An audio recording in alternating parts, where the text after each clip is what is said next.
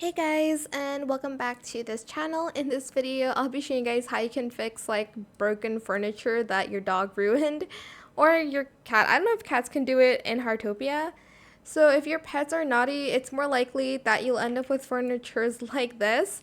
You're just going to hover over the furniture and select this icon over here to fix it, essentially, because your dog did that. I was like confused and I thought it was a bug. Like, what are these like weird lines, like squiggly lines? But it's just because your pet ruined it for you. So just to fix it, just press this button. And yeah, that is it for this video. I hope it was helpful for you guys. Don't forget to like, comment, share, and also subscribe to this channel if you haven't done that already.